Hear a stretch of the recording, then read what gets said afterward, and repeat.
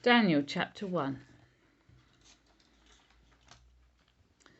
In the 3rd year of the reign of Jehoiakim, king of Judah, Nebuchadnezzar, king of Babylon, came to Jerusalem and besieged it. And the Lord delivered Jehoiakim, king of Judah, into his hand, along with some of the articles from the temple of God. These he carried off to the temple of his God in Babylonia and put in the treasure house of his God. Then the king ordered Ashpenaz, chief of his court officials, to bring into the king's service some of the Israelites from the royal family and the nobility, young men without any physical defect, handsome, showing aptitude for every kind of learning, well informed, quick to understand, and qualified to serve in the king's palace.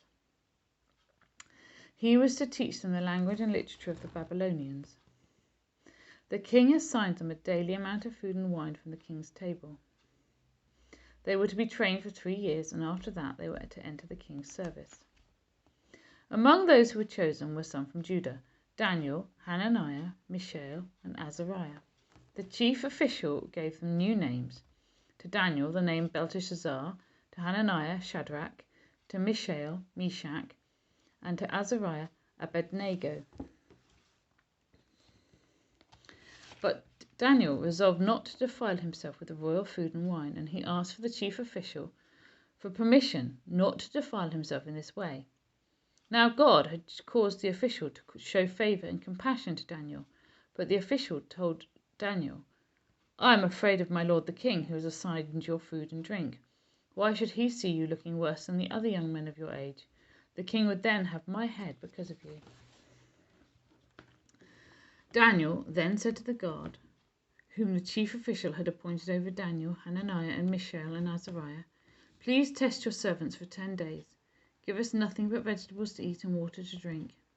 Then compare our appearance with that of young men who eat the royal food, and treat your servants in accordance with what you see." So he agreed to this and tested them for 10 days. At the end of the 10 days they looked healthier and better nourished than any of the young men who ate the royal food. So the guard took away their choice food and the wine they were to drink and gave them vegetables instead. To these 4 young men God gave knowledge and understanding of all kinds of literature and learning, and Daniel could understand visions and dreams of all kinds. At the end of the time set by the king to bring them into his service, the chief official presented them to Nebuchadnezzar.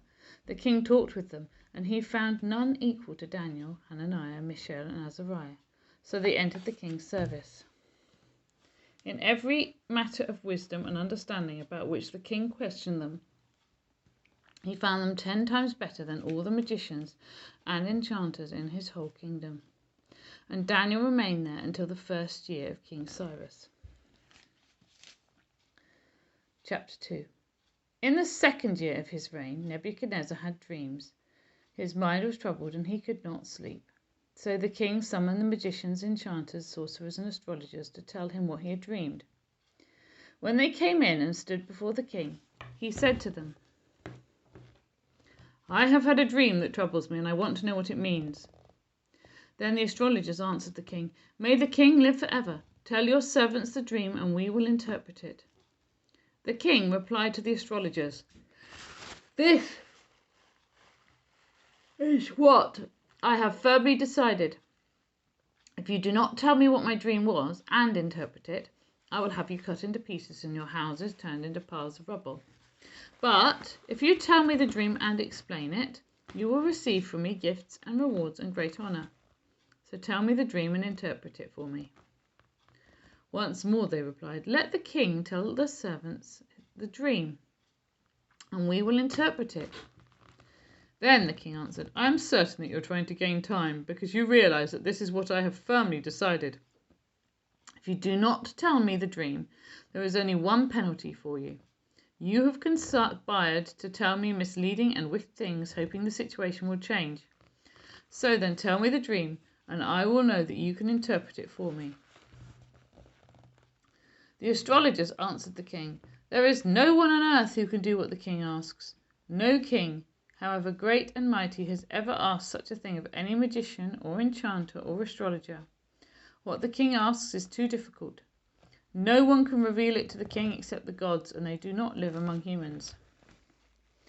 This made the king so angry and furious that he ordered the execution of all the wise men of Babylon. So the decree was issued to put the wise men to death, and men were sent to look for Daniel and his friends to put them to death. When Arioch, the commander of the king's guard, had gone out to put to death the wise men of Babylon, Daniel spoke to him with wisdom and tact. He asked the king's officer, "Why did the king issue such a harsh decree?" Arioch then explained the matter to Daniel. At this, Daniel went to the king and asked for time so that he might interpret the dream for him. Then Daniel returned to his house and explained the matter to his friends Hananiah, Mishael, and Azariah. He urged them to plead for mercy from the God of heaven concerning this mystery, so that he and his friends might not be executed with the rest of the wise men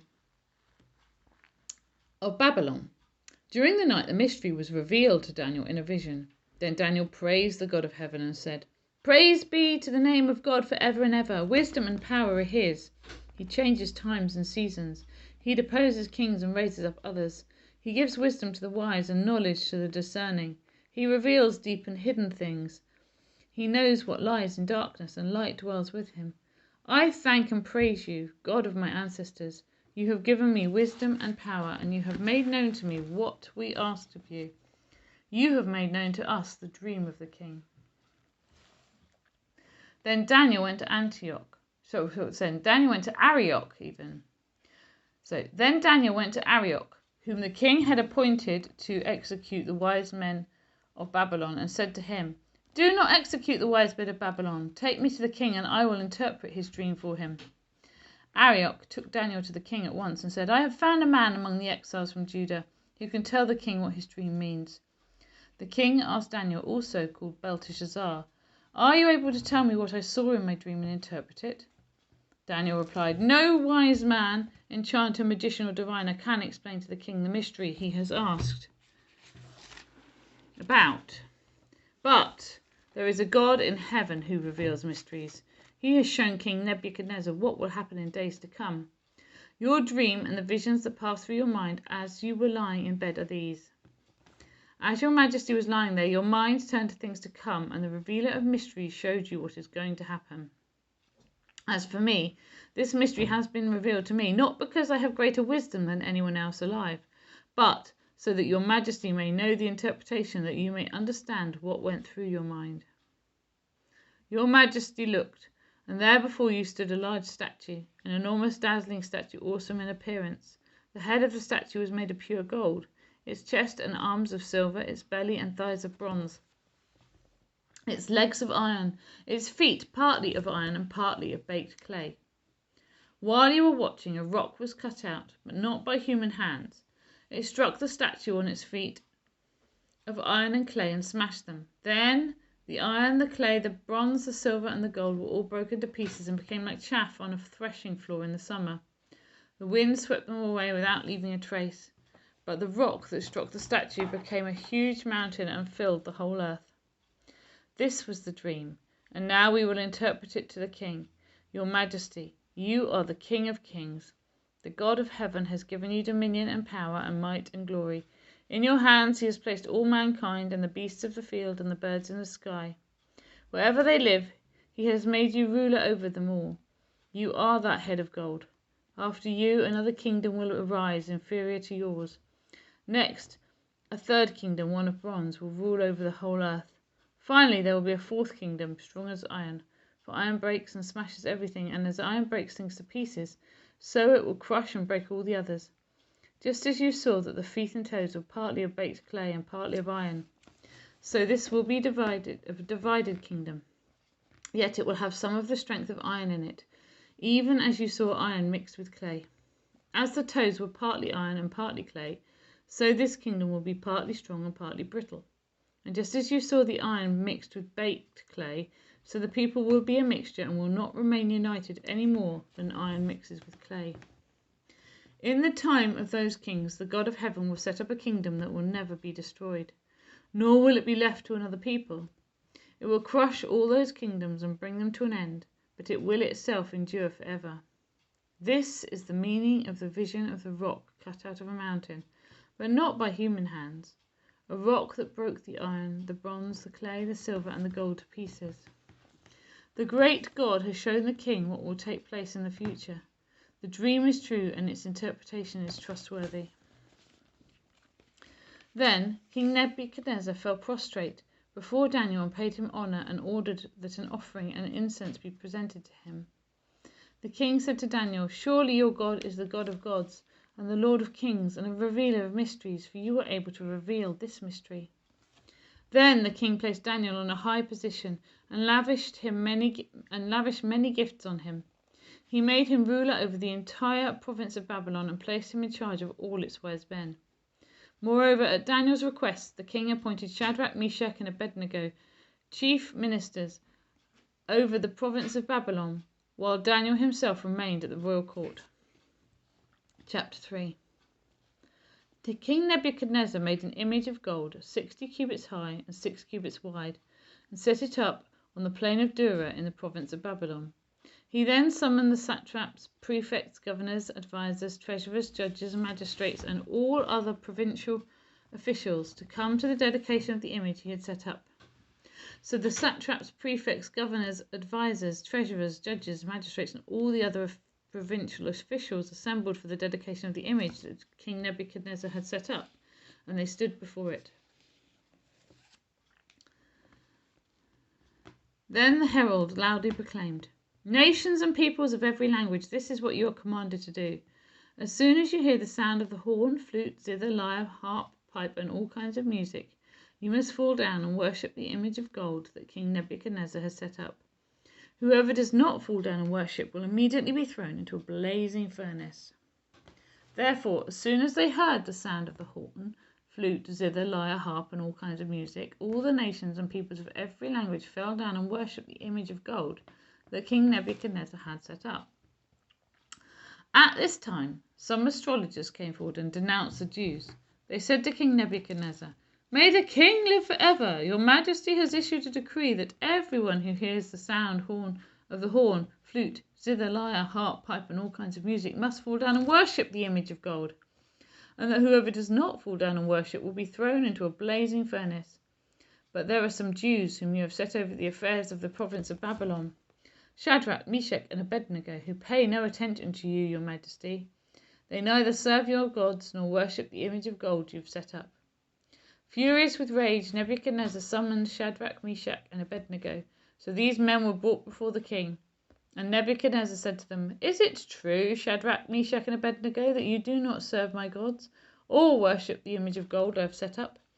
Now when you hear the sound of the horn, flute, zither, lyre, harp, pipe, and all kinds of music, if you are ready to fall down and worship the image I made, very good. But if you do not worship it, you will be thrown immediately into a blazing furnace. Then what God will be able to rescue you from my hand?" Shadrach, Meshach, and Abednego replied to him, "King Nebuchadnezzar, we do not need to defend ourselves before you in this matter. If we are thrown into the blazing furnace, the God we serve is able to deliver us from it, and he will deliver us from your Majesty's hand. But even if he does not, we want you to know, your Majesty, that we will not serve your gods or worship the image of gold you have set up." Then Nebuchadnezzar was furious with Shadrach, Meshach, and Abednego, and his attitude towards them changed. He ordered the furnace to be heated 7 times hotter than usual, and commanded some of the strongest soldiers in his army to tie up Shadrach, Meshach, and Abednego, and to throw them into the blazing furnace. So these men, wearing their robes, trousers, turbans, and other clothes, were bound and thrown into the blazing furnace. The king's command was so urgent and the furnace so hot that the flames of the fire killed the soldiers who took up Shadrach, Meshach, and Abednego. And these 3 men, firmly tied, fell into the blazing furnace. Then King Nebuchadnezzar leaped to his feet in amazement and asked his advisors, "Weren't there 3 men that we tied up and threw into the fire?" They replied, "Certainly, your Majesty."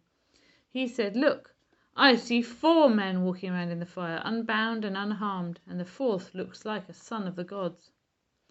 Nebuchadnezzar then approached the opening of the blazing furnace and shouted, "Shadrach, Meshach, and Abednego, servants of the Most High God, come out, come here." So Shadrach, Meshach, and Abednego came out of the fire, And the satraps, prefects, governors, and royal advisers crowded around them. They saw that the fire had not harmed their bodies, nor was a hair of their heads singed. Their robes were not scorched, and there was no smell of fire on them. And then Nebuchadnezzar said, "Praise be to the God of Shadrach, Meshach, and Abednego, who has sent his angel and rescued his servants." They trusted in him and defied the king's command, and were willing to give up their lives rather than serve or worship any god except their own God. Therefore I decree that the people of any nation or language who say anything against the God of Shadrach, Meshach, and Abednego be cut into pieces, for their houses be turned into piles of rubble, for no other God can save in this way. Then the king promoted Shadrach, Meshach, and Abednego in the province of Babylon. Psalm 88. A song, a psalm of the sons of Korah for the director of music, according to Mahalath Leanoth, a maskil of Heman the Ezrahite. Lord, you are the God who saves me. Day and night I cry out to you. May my prayer come before you. Turn your ear to my cry. I am overwhelmed with troubles, and my life draws near to death. I am counted among those who go down to the pit. I am like one without strength. I am set apart with the dead, like the slain who lie in the grave, whom you remember no more, who are cut off from your care. You have put me in the lowest pit, in the darkest depths. Your wrath lies heavily on me. You have overwhelmed me with all your waves. You have taken from me my closest friends, and have made me repulsive to them. I am confined and cannot escape. My eyes are dim with grief. I call to you, Lord, every day. I spread out my hands to you. Do you show your wonders to the dead? Do their spirits rise up and praise you? Is your love declared in the grave, your faithfulness in destruction? Are your wonders known in the place of darkness, or your righteous deeds in the land of oblivion? But I cry to you for help, Lord. In the morning my prayer comes before you. Why, Lord, do you reject me and hide your face from me? From my youth I have suffered and been close to death. I have borne your terrors and am in despair. Your wrath has swept over me. Your terrors have destroyed me. All day long they surround me like a flood. They have completely engulfed me. You have taken from me friend and neighbour. Darkness is my closest friend. John chapter 17. After Jesus said this, he looked towards heaven and prayed, Father, the hour has come. Glorify your Son, that your Son may glorify you. For you granted him authority over all people, that he might have eternal life to all those you have given him. Now this is eternal life, that they know you, the only true God, and Jesus Christ whom you have sent. I have brought you glory on earth by finishing the work you gave me to do. And now, Father, glorify me in your presence with the glory I had with you before the world began. I have revealed you to those whom you gave me out of the world. They were yours. You gave them to me, and they have obeyed your word. Now they know that everything you have given me comes from you. For I gave them the words you gave me, and they accepted them. They knew with certainty that I came from you, and they believed that you sent me. I pray for them. I am not praying for the world, but for those you have given me, for they are yours. All I have is yours, and all you have is mine, and glory has come to me through them. I will remain in the world no longer, but they are still in the world, and I am coming to you, Holy Father. Protect them by the power of your name, the name you gave me, so that they may be one as we are one. While I was with them, I protected them and kept them safe by that name you gave me. None has been lost except the one doomed to destruction, so that the scripture would be fulfilled. I am coming to you now, but I say these things while I am still in the world, so that they may have the full measure of my joy within them. I have given them your word, and the world has hated them. And they are not of the world any more than I am of the world. My prayer is not that you should take them out of the world, but that you should protect them from the evil one. They are not of the world, even as I am not of it. Sanctify them by the truth. Your word is truth. As you sent me into the world, I have sent them into the world. For them I sanctify myself, that they too may be truly sanctified. My prayer is not for them alone. I pray also for those who will believe me through their message, that all of them may be one. Father, just as you are in me and I am in you, may they also be in us, so that the world may believe that you have sent me. I have given them the glory that you gave me, that they may be one as we are one, I in them and you in me, so that they may be brought to complete unity. Then the world will know that you sent me and have loved them even as you have loved me. Father, I want those you have given to me to be where I am and to see my glory, the glory you have given me, because you loved me before the creation of the world. Righteous Father, though the world does not know you, I know you, and they know that you have sent me. I have made you known to them and will continue to make you known, in order that the love you have for me may be in them and that I myself may be in them.